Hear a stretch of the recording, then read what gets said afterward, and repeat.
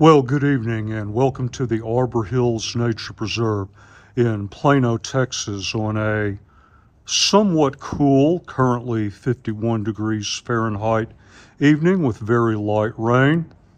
And tonight's exercise is a battery endurance test of the Fenix E03R V2. I have to apologize to channel members. I had hoped to film this at least a couple or 3 months ago. To make a very long story short, I had a very serious health issue with my mother to deal with earlier in the year. It cost me over a month of filming time, a large influx of new products to review during that time. And so the follow-on part 2, part 3 videos have suffered because of that. I actually did go out several nights ago and film a time lapse burn down. Very interesting experiment. I thought a time lapse would do well because if you look at the theoretical burn down chart at phenixlighting.com, it shows a very constant output for several minutes, then a linear ramp down, then another linear ramp down, then a hard off. That, however, was not what I observed. What I observed was what appeared to be a very constant output, then 3 small step downs, and then that was it. The theoretical chart shows a complete burn down time, that is 100% to battery completely dead in high output at under half an hour. I actually observed about 1:42. So I thought I'd come out and redo the test. The time lapse just didn't look all that good because the output was so constant for so long. I also had some light pollution from a very large truck that drove by. So I thought I would come out and completely redo the test and film it under more difficult conditions. The average temperature in the time-lapse test was about 68 Fahrenheit. As I said, it's now 51 degrees and falling, and we also have a light rain that is expected to continue throughout the night.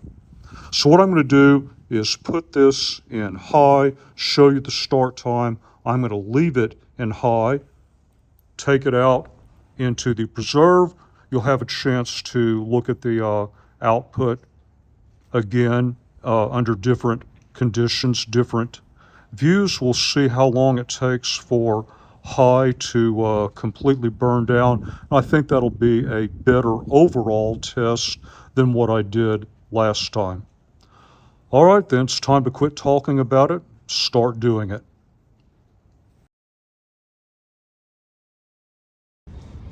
This is not a beam shot exercise, it's a battery endurance test, so I've got it on, and there's my marathon navigator, so you can see the start time. If it looks strange, it's because the bezel popped off. I'll probably be getting a new watch pretty soon. So let's get out there and see how long it lasts.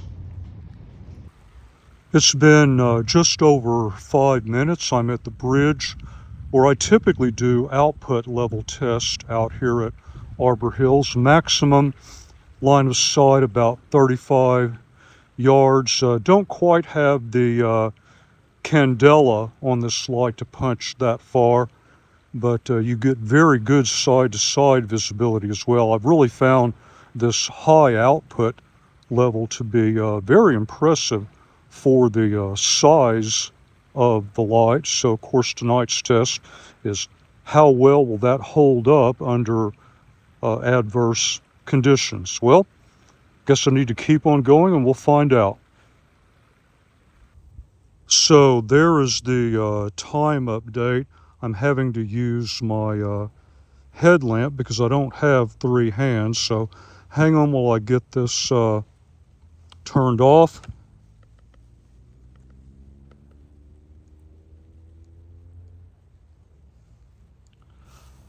All right, so this is the E03R V2. You've probably seen this view in other videos. There's the sign. Usually I'm standing just behind that sign, so line of sight to the opposite edge is probably approaching 36, 38 yards. And I can just barely see through that. However, if you look up, you can see it's a somewhat bright night out because we have the light from the surrounding city somewhat reflecting off the low clouds. So again, from a beam shot perspective, this is a test under very adverse conditions, but I like to test under those conditions, and that allows us to see how things perform in a variety of environments. And on that happy note, it's time to keep going. And by the way, I'm holding the E03R V2 about chest high out in front of me. I'm using it in lieu of a headlamp, and it is getting full exposure to this light rain throughout the exercise. Okay, time update. Let me pull back here. This is an area that I call Scorpion City. If you come out here during the dead of winter and you have a UV light, it's nice and dry. You can get a lot of good scorpion shots there.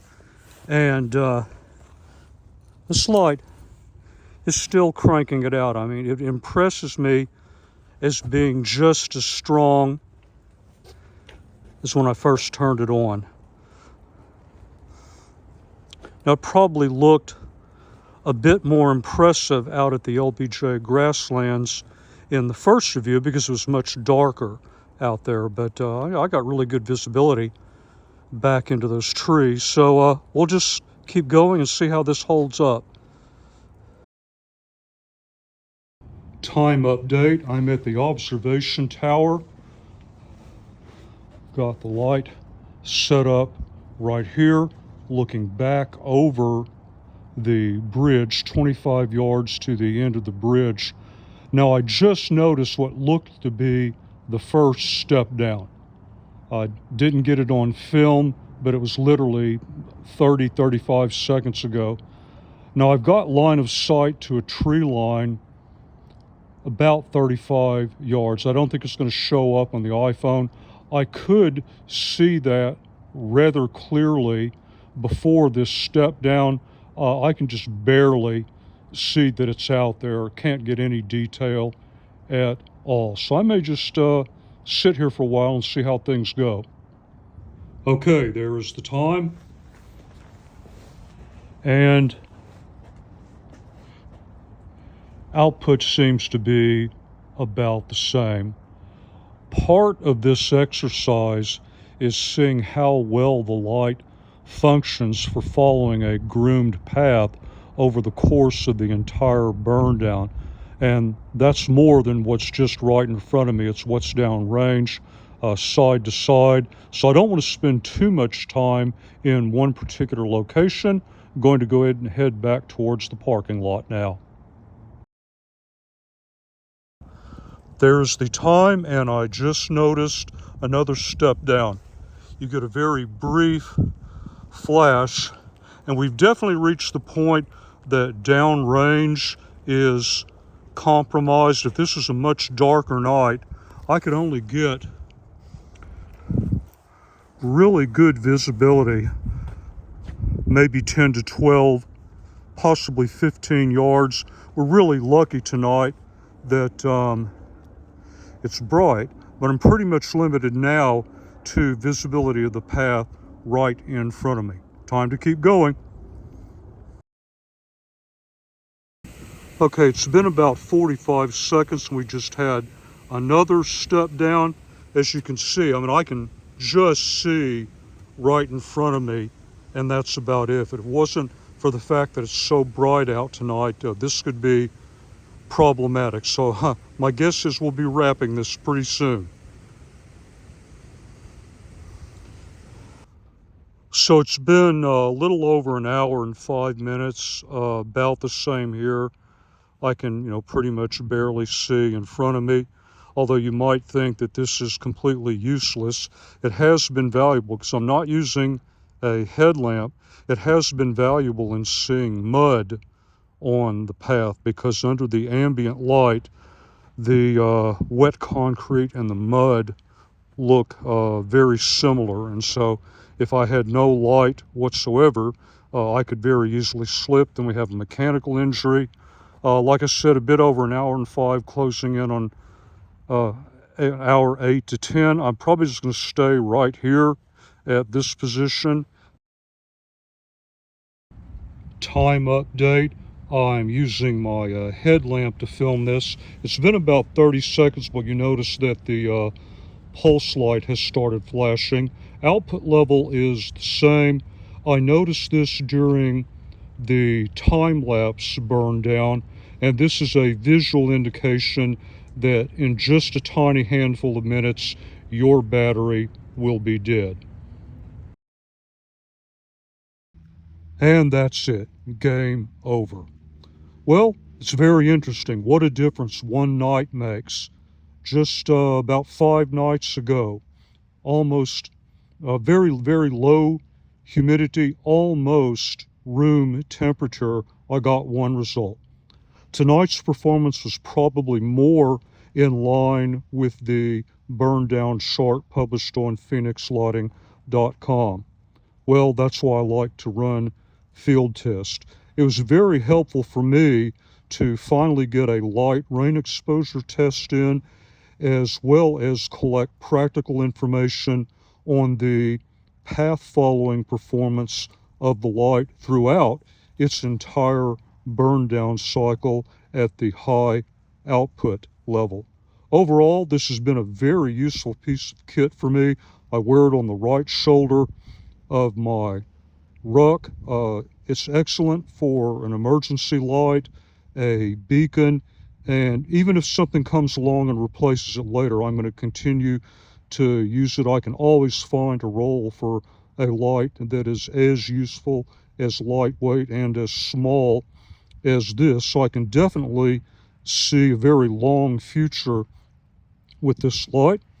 And on that happy note, I'm going to go ahead and shut it down. As always, until the next review, thank you very much for your time, and thank you for watching the video.